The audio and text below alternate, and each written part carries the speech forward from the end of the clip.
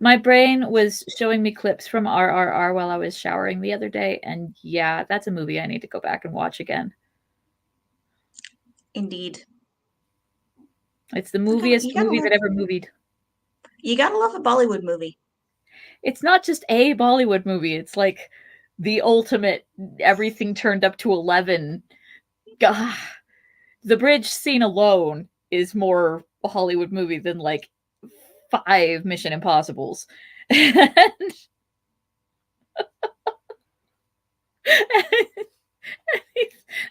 then I'm in the shower, I'm like, he threw a leopard at a guy.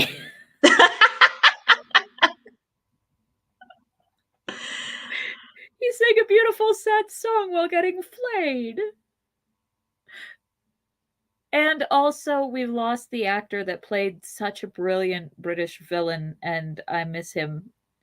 It's it's like he arrived and did one movie and one show, and was a brilliant British villain in both of them, and then had a heart attack. And I'm like, I know he had a career before that. That was just like me noticing, ooh, this is a good person. I'll watch this person. This person's gone.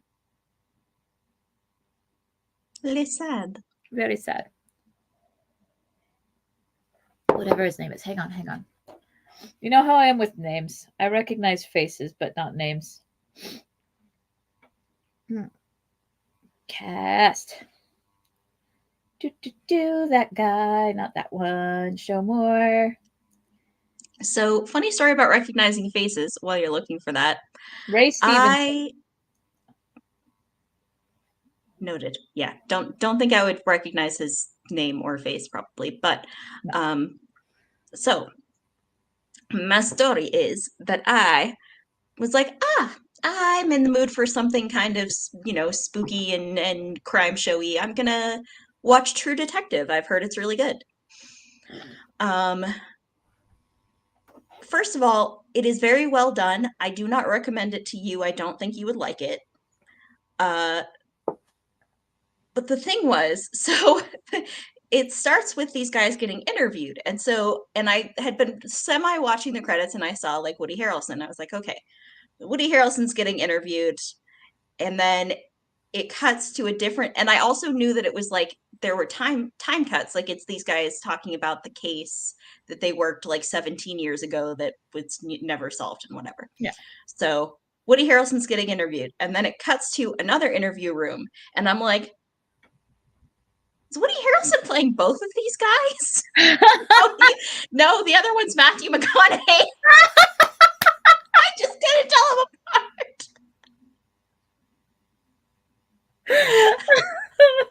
It took me a solid like 5 to 10 minutes and going back into the past and seeing them standing next to each other to be like, oh no, that's a different guy. Oh, that's brilliant. Oh, there's still some actors that I'm like, so and so is in this. I bet my life, and I'm wrong. And yeah, Matthew McConaughey and Woody Harrelson are one of those pairs where I'm like, has anyone seen these two in the same room? It turns out, yes, they were on a show together. Special effects. Allegedly. I will say about that show, it is the only time I've ever seen Matthew McConaughey actually act. He was quite good. I don't watch his stuff, so I can't actually make any statements on that. Like, every so often he'll make a thing, and I'm like, oh, I should watch that, and I never do. He's usually one of those guys that plays himself, which is why, partly, I think why I didn't recognize him, because he was not playing himself.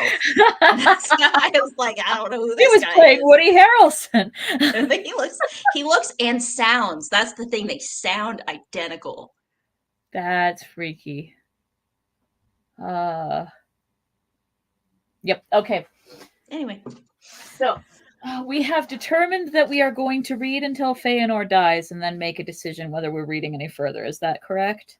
I thought we were skipping to Baron and Luthien. We can totally do that. I don't know if Feanor is dead by then, but probably. Yeah, let's do that. I'm not really in the mood to hear about Feanor and the Valar and their general shenanigans. It's so disheartening. It's very Um, disheartening. I don't enjoy it. there was that thing that I was telling you about that was like pissing me off. Da, da, da, da.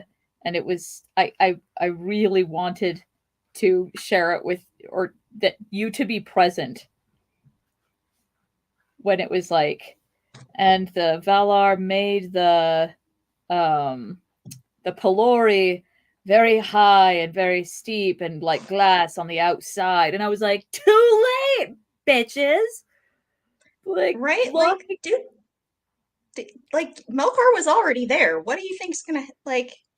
What exactly are you trying to accomplish? It's yeah, no, the like they don't want him to get back into the Valinor. Yeah, but he's not going back to Val. He already did what he wanted to do there. Exactly. Yeah. Like, Yeah, that's gosh, some really tall mountains surrounding Valinor with steep glassy sides might have protected the trees. We'll never know now. we sure won't. Nope. At any Although rate. Ungoliant probably has sticky feet, so Oh, that's a fun picture in the head. spiders. They got sticky feet. They do.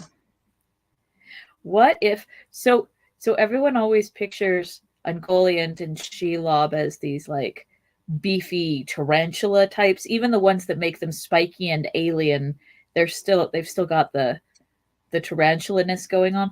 What if they're just enormous daddy long legs? Could be. Would that be like more terrifying? What, the body hanging there and then these like bridge cables of legs that are just like go up and yeah. I feel like it wouldn't make sense for Shelob because Shelob's in like a cave, but for Ungoliant that could be really scary because then you like the foot comes down and you have to look up and up and up the leg, and then there's the face right there. Like, and be it's and creepy. it's this body that like if you're from a distance it looks like it's just hanging there feeling malevolent because the legs are so thin. Anyway. And that would make her really fast. So you would be like, I'm gonna run away from Ungoliant. No, you're not. Oh my god, those strides would be oh. So chapter 19 is of Beren and Luthien. It seems that we stopped at like chapter 10, so 9 chapters later. Among the tales of sorrow and ruin that come down to us from the darkness of those days, there are yet some in which, amid weeping, there is joy, and under the shadow of death, light that endures. And of these histories, most fair still in the ears of the elves is the tale of Beren and Luthien. Good choice, elves. Of their lives was made the Lay of Lathian, Release from Bondage, which is the longest, save one, of the songs concerning the world of old. We're not going to tell you what that one is. Perhaps it also involves bondage and he didn't want to get into it. But here is the tale. Oh, but here the tale is told in fewer words and without song. Oh. For once. It has been told that Barahir would not forsake Dorthonion, and there Morgoth pursued him to the death, until at last there remained to him only 12 companions. Now the forest of Dorthonion rose southward into mountainous moors, and in the east of those highlands there lay a lake, Tarn Eluin, with wild heaths about it, and all that land was pathless and untamed, for even in the days of the long peace none had dwelt there. But the waters of Tarn Eluin were held in reverence, for they were clear and blue by day, and by night were a mirror for the stars. And it was said that Melian herself had hallowed that water in days of old. Thither Barahir and his outlaws withdrew, and there made their lair, and Morgoth could not discover it. But the rumour of the deeds of Barahir and his companions went far and wide, and Morgoth commanded Sauron to find them and destroy them. Now among the companions of Barahir was Gorlim, son of Angrim. His wife was named Eilenel, and their love was great ere evil befell. But Gorlim, returning from the war upon the marshes, found his house plundered and forsaken, and his wife gone. Whether slain or taken he knew not. Then he fled to Barahir, and of his companions he was the most fierce and desperate. But doubt gnawed his heart, thinking that perhaps Eilenel was not dead. At times he would depart alone and secretly and visit his house that still stood amid the fields and woods he had once possessed, and this became known to the servants of Morgoth. On a time of autumn, he came like poor Gorlim, fuck. Right? On a Going time of back to your house to relive your trauma, and servants of Morgoth are like, ha! right. On a time of autumn he came in the dusk of evening, and drawing near he saw, as he thought, a light at the window. And coming warily, he looked within. There he saw Eilenel, and her face was worn with grief and hunger, and it seemed to him that he heard her voice lamenting that he had forsaken her. It's a trap!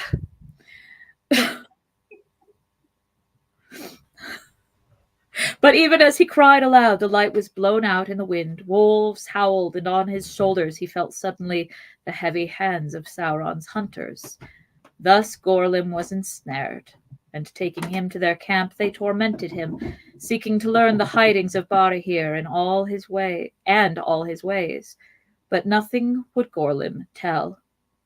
Then they promised him that he should be released and restored to Eilenel if he would yield. And being at last worn with pain and yearning for his wife, he faltered. Then straightway they brought him into the dreadful presence of Sauron, and Sauron said, I hear now that thou wouldst barter with me. What is thy price? Gorlim answered that he should find Eilenel again, and with her be set free, for he thought that Eilenel also had been made captive. Then Sauron smiled, saying, That is a small price for so great a treachery. So shall it surely be. Say on. Oh, she dead, isn't she? Oh, I think so, yeah. Now Gorlim would have drawn back, but daunted by the eyes of Sauron, he told at last all that he would know. Then Sauron laughed, and he mocked Gorlim, and revealed to him that he had seen only a phantom devised by wizardry to entrap him, for Eilenel was dead. Nonetheless, I will grant thy prayer, said Sauron, and thou shalt go to Eilenel and be set free of my service. Then he put him cruelly to death. Welp. Villains be villaining. Villains be villaining. Pure and simple. It's like, and it didn't occur to him to say, Dantooine, to give him false info. Anyway. Oh, right. That, yeah. Yeah, I mean, it's not like he waited to verify the info before he. Right. I mean, maybe Sauron can tell if people are lying, but I also like the idea that he's just also kind of a shit administrator. Right. Like, fuck.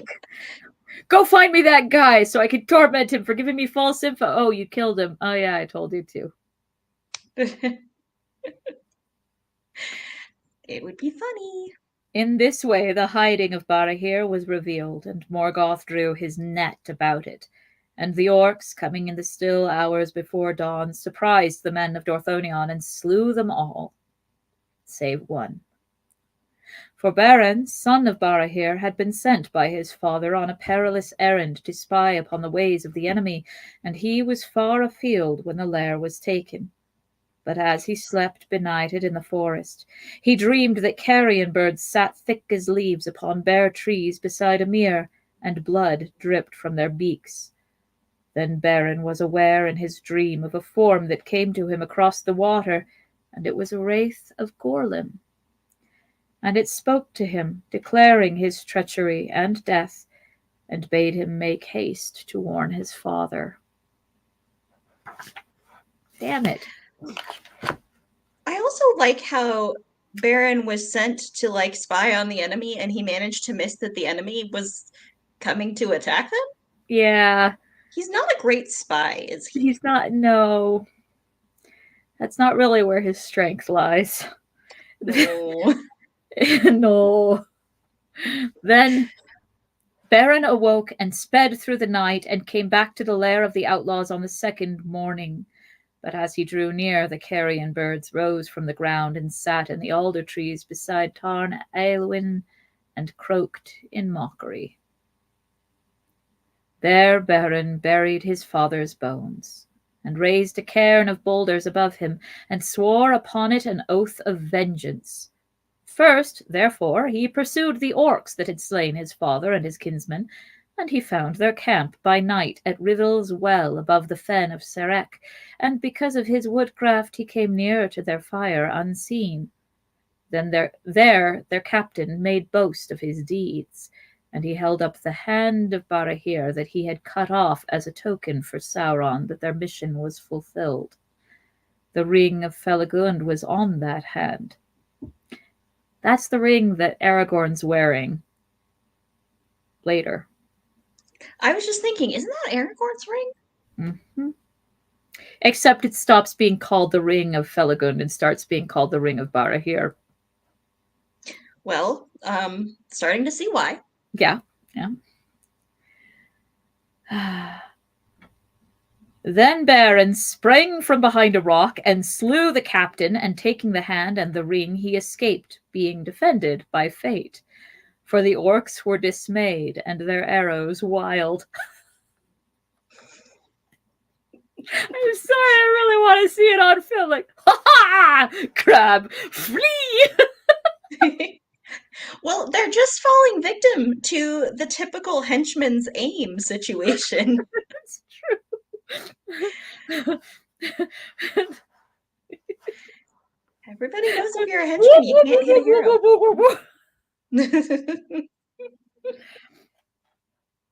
Thereafter, for 4 years more, Beren wandered still upon Dorthonion, a solitary outlaw. But he became the friend of birds and beasts, and they aided him, and did not betray him. And from that time forth he ate no flesh, nor slew any living thing that was not in the service of Morgoth. We've got our first vegetarian, boys. What was he? Okay, but what was he eating then? Moss?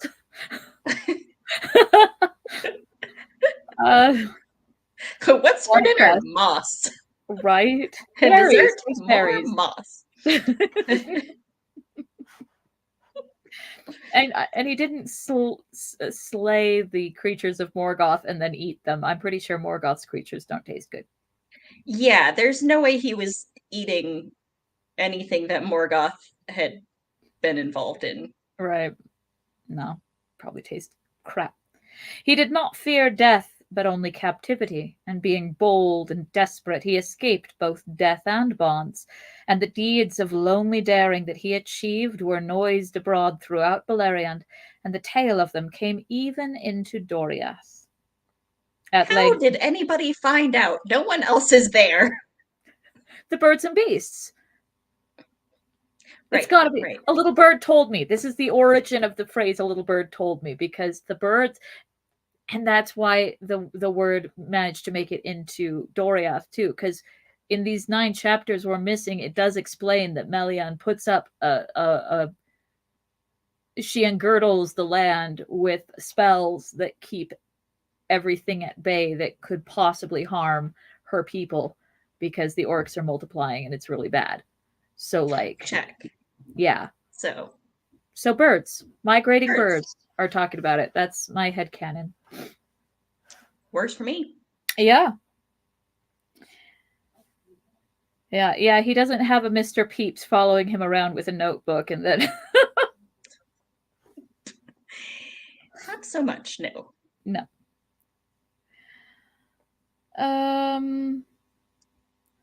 At length Morgoth set a price upon his head, no less than the price upon the head of Fingon, High King of the Noldor.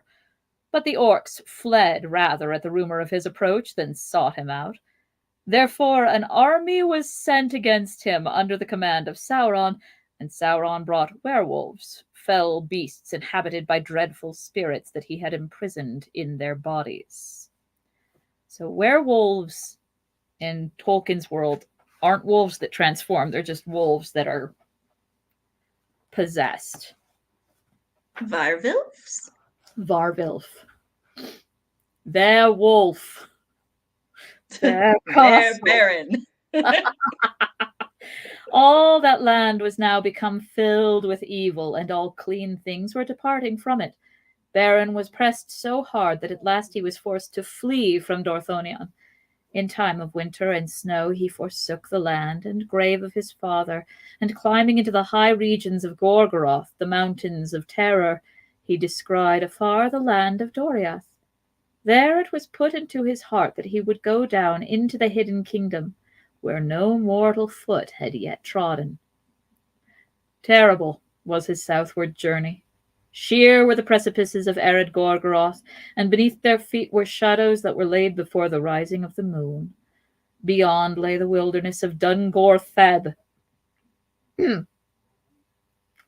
Just slamming syllables together at this point, aren't you, Professor? As long as it's got gore in there somewhere. Dungortheb, where the sorcery of Sauron and the power of Melian came together, and horror and madness walked. There spiders of the fell race of Ungoliant abode, spinning their unseen webs in which all living things were snared. And monsters wandered there that were born in the long dark before the sun, hunting silently with many eyes. No food for elves or men was there in that haunted land, but death only. Birds brought him sandwiches. It took me a second to register that that was an editorial on your part. I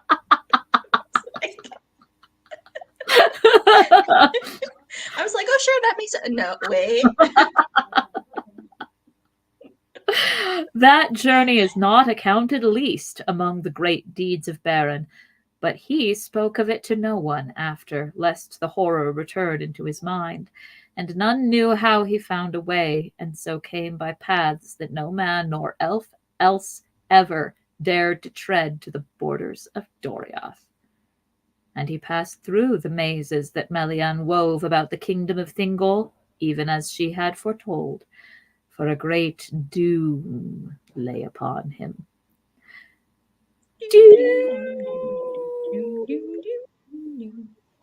It is told in the Lay of Leithian that Beren came stumbling into Doriath, grey and bowed as with many years of woe, so great had been the torment of the road.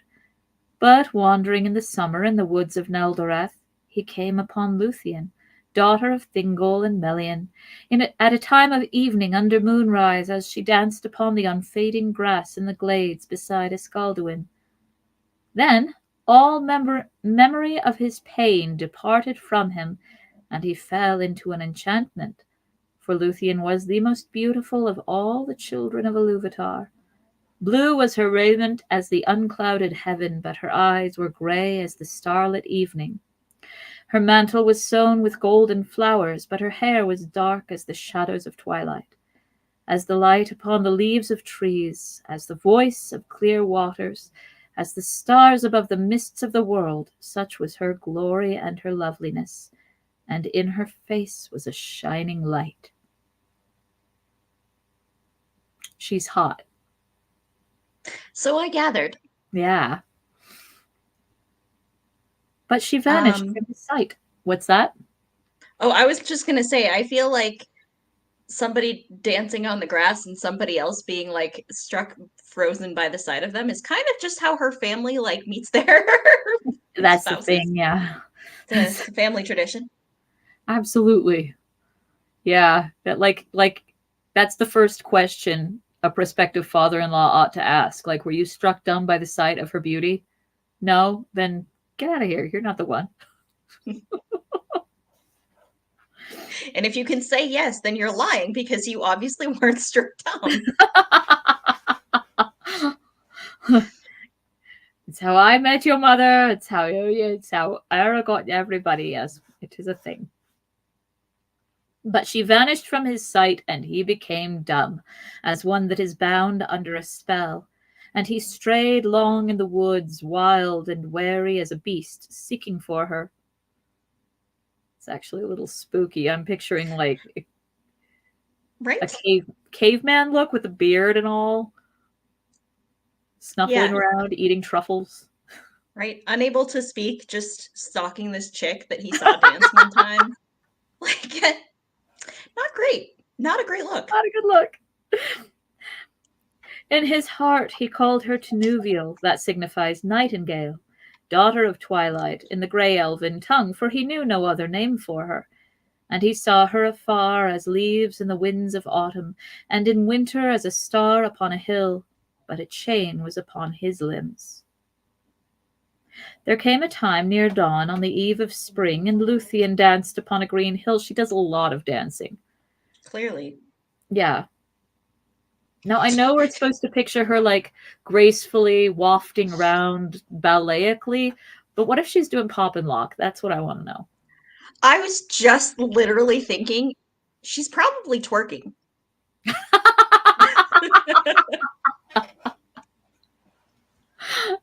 And there's something a little unhinged about someone constantly dancing when there's no music playing. Like she might have a little bit of the something going on. Well, Or then they're a music great follows match. her like a Disney princess. Mm-hmm. Like, Actually, probably that. yeah, that's totally what happens. You know she's nearby because you hear the music. You're like, the fuck? But the music in this scenario is the apple bottom Uh-oh, you jeans. press. Ah. Do. Luthien twerking on a green hill. And so Ain't nobody gonna unsee that. and suddenly she began to sing. Keen, heart-piercing was her song as the song of the lark that rises from the gates of night and pours its voice among the dying stars, seeing the sun behind the walls of the world.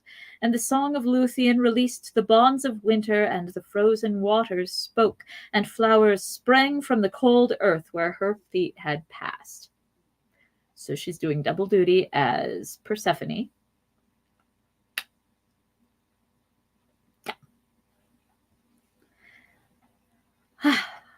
So what's the song she's singing? You were just Well, I was singing apple bottom jeans, but I don't think she'd be singing that about herself. Good point. My milkshake brings all the boys to the yard. Checks out. Checks out.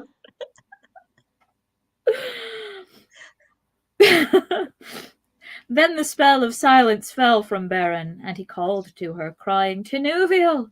And the woods echoed the name. Then she halted in wonder and fled no more, and Baron came to her. But as she looked on him, doom fell upon her, and she loved him. Yet she slipped from his arms and vanished from his sight, even as the day was breaking. So I have to picture he's been doing the caveman life for 4 years. Was it 4 years? I think it was just 1 year. Saw her afar in the winter, etc. Okay, yeah, sorry. Um, it was like 7 years with Thingol and Melian, right? Yeah, they were a little extra about it. All right. But like so he's all ragged and bearded and shit, and I picture her woodland creature friends being like, "Ooh, a boyfriend," and like shaving him and like landing an outfit on him as he approaches, like spruce up, makeover. Now you can approach her, and she's like, "La." Either that or they're trying to, and he's just waving them away. And so she's like, ah, and he's just like a mess. Then Baron lay upon the ground in a swoon, as one slain at once by bliss and grief, and he fell into a sleep, as it were into an abyss of shadow, and waking he was cold as stone, and his heart barren and forsaken. Wandering in mind, he groped as one that is stricken with sudden blindness, and seeks with hands to grasp the vanished light. Thus he began the payment of anguish for the fate that was laid on him. And in his fate Luthien was caught, and being immortal she shared in his mortality, and being free received his chain. And her anguish was greater than any other of the Aldalier has known. I know it's good poetry and it's beautiful and all, but I picture him lying in a forest glade having himself a little tantrum. Like, That is oh, exactly. I was thinking the exact same thing because it says he like fell down, and I'm just picturing him falling on his face and being like, ah! And then eventually like falling asleep like toddlers do when they've been, cried themselves to sleep. And then just waking up really post nap grumpy and like dry mouthed and just kind of like, oh.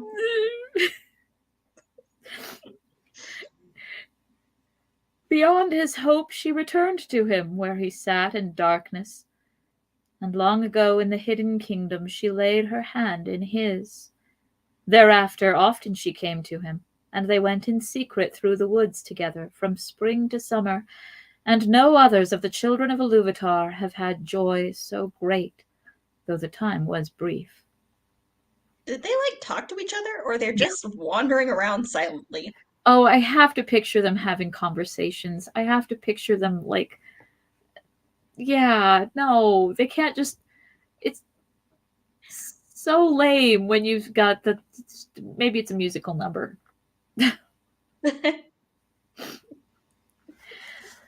Oh, but Daeron the minstrel also loved Luthien, because there's always a love triangle.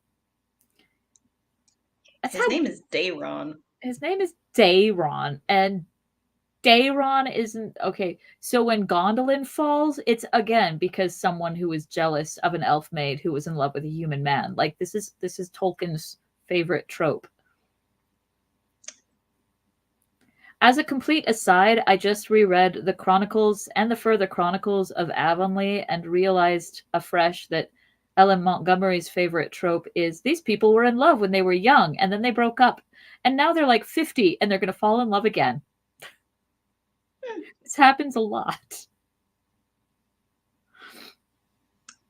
Interesting. I wonder Right? if that happened to her. I don't know. Um, the Emily books are the closest to autobiographical of all of her books, which is probably why Emily is like her least likable heroine. Most prone to making mistakes and being an idiot about her stuff. Anyway. Sure, sure. But this isn't a love triangle. This is just an unrequited minstrel named Dayrod. Also loved Luthien, and he has spied her meetings with Beren and betrayed them to Thingol. Then the king was filled with anger, for Luthien he loved above all things, setting her above all the princes of the elves, as well he should. That's me. That part was editorial. I mean, yeah, you're not wrong. Yeah. Whereas mortal men he did not even take into his service. Ooh. So Therefore, Thingol's racist.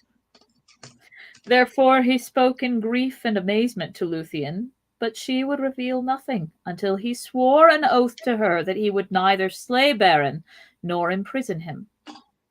But he sent his servants to lay hands on him and lead him to Menegroth as a malefactor. And Luthien, forestalling them, led Beren herself before the throne of Thingol, as if he were an honored guest. Like, no, Daddy, we're playing this game my way.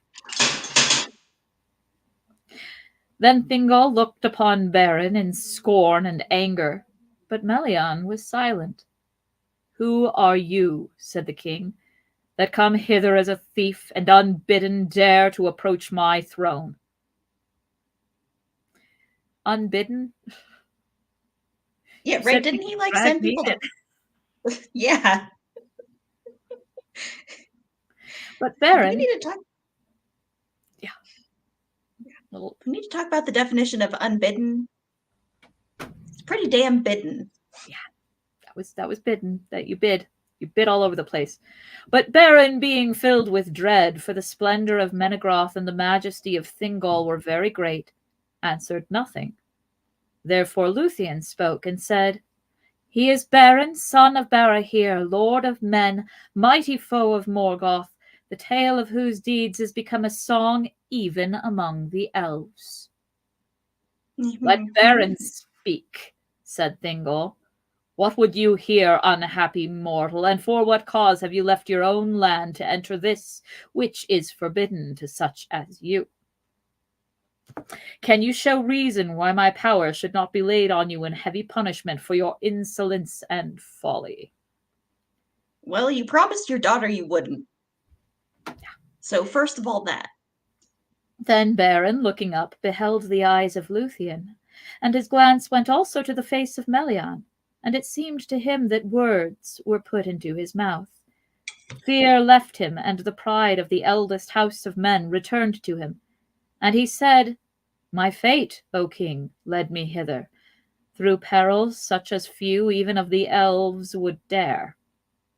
And here I have found what I sought not indeed, but finding I would possess forever, for it is above all gold and silver and beyond all jewels. Neither rock nor steel nor the fires of Morgoth nor all the powers of the elf kingdoms shall keep from me the treasure that I desire. For Luthien, your daughter, is the fairest of all the children of the world.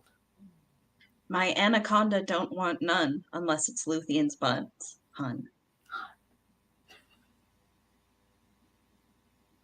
Then silence fell upon the hall, for those that stood there were astounded and afraid, and they thought that Baron would be slain. But Thingol spoke slowly, saying, Death you have earned with these words, and death you should find suddenly had I not sworn an oath in haste, of which I repent, base-born mortal, who in the realm of Morgoth has learnt to creep in secret as his spies and thralls. Then Baron answered, Death you can give me, earned or unearned, but the names I will not take from you of base-born, nor spy, nor thrall. By the ring of Felagund that he gave to Barahir, my father, on the battlefield of the north, my house has not earned such names from any elf, be him king or no. Zip thump!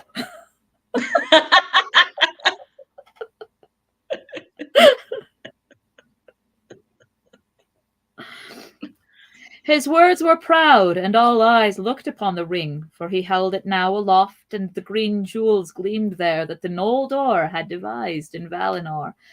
For this ring was like to twin serpents whose eyes were emeralds, and their heads met beneath a crown of golden flowers that the one upheld and the other devoured. That was the badge of Finarfin, Finarfin! Finarfin, and his house. Then Melian leaned to Thingol's side, and in whispered counsel bade him forego his wrath. For not by you, she said, shall Baron be slain, and far and free does his fate lead him in the end, yet it is wound with yours. Take heed. Also, when it comes to taking a bride that's way out of your league, Thingol, Just saying, just the say only it. reason the only reason that Melian's dad didn't give you this same speech is because Melian doesn't have a dad because she's a goddess. Yeah. Yeah. You know who would have been giving you that speech? Iluvatar. Get yourself together. Humble yourself, sir.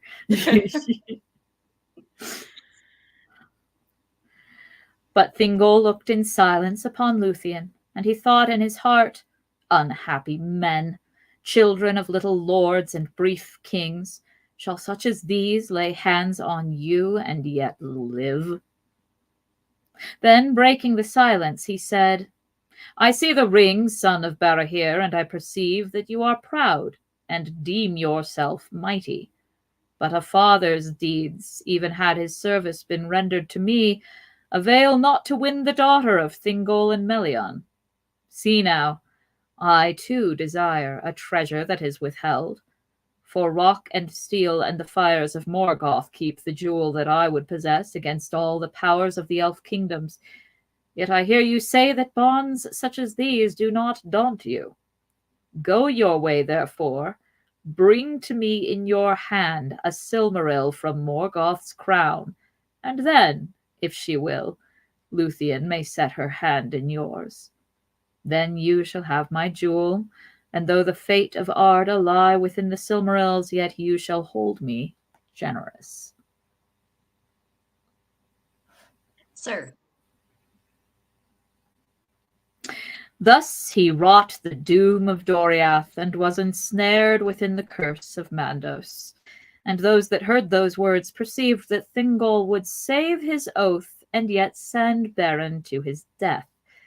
For they knew that not all the power of the Noldor, before the siege was broken, had availed even to see from afar the shining Silmarils of Feanor. For they were set in the Iron Crown, and treasured in Angband above all wealth.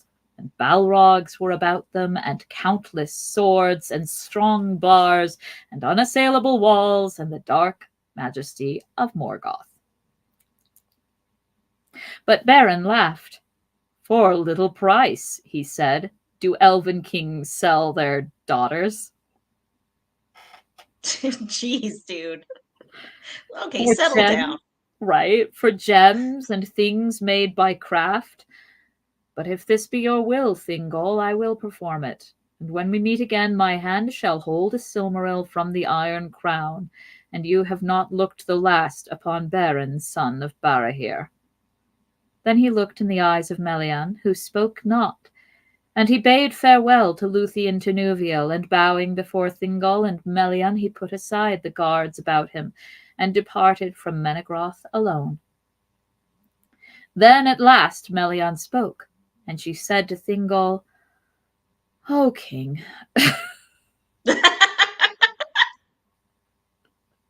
That's probably not how Tolkien meant it to be delivered, but that's totally how it was delivered. Yeah, yeah.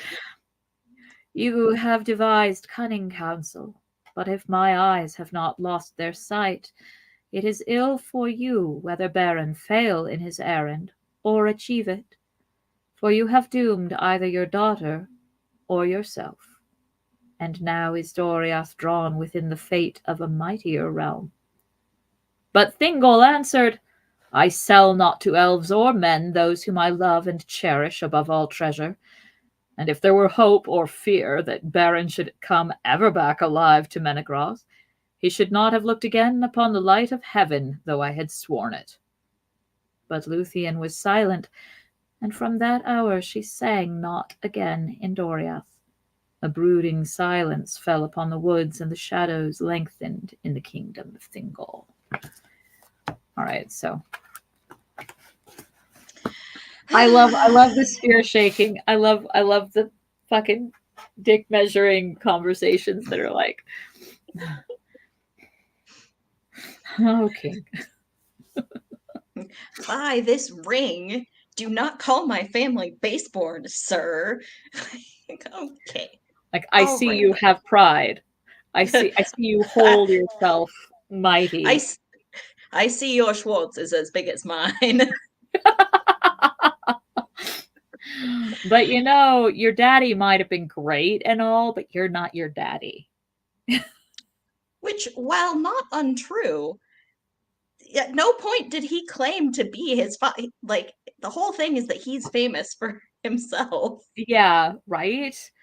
Yeah, Well, that was a hell of a rap battle those two had. And yeah, I I but enjoyed it mightily, but yeah, we'll have he's to a continue. dumbass because the subtitle of this book should be The Silmarillion, aka Why Not Silmarils?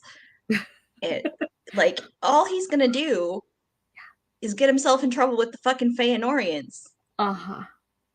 And yeah, and ain't no jewel worth it. Ain't no jewel worth it. Ain't no jewel worth it. If he Feanor had is been dead by this like, "I time, can by the see way. my daughter likes you. Let's keep you around for a while and see if you suit the family." If he'd done anything other than this, I think that's what the Melian meant by "O King." Like, you could have treated him like a suitor. You could have kept us apart from all of those fucking tribulations that I spent so much magic keeping us safe from. And instead, you're like, go do this impossible thing. Because I've never read a piece of fiction in my life. And so I don't know how quests and fate and doom all can I drag a hidden swear, kingdom into the light. Like, oh, honey. the Oh, last time I saw someone do something that narratively stupid was when Geralt of Rivia claimed the law of surprise. right? Like, no, Ixnay, Ixnay. Oh, fuck. You literally just watched what happens. You just did the thing. It was Why right would you do there. that? You could have stepped around it, and you stepped in it. Oh.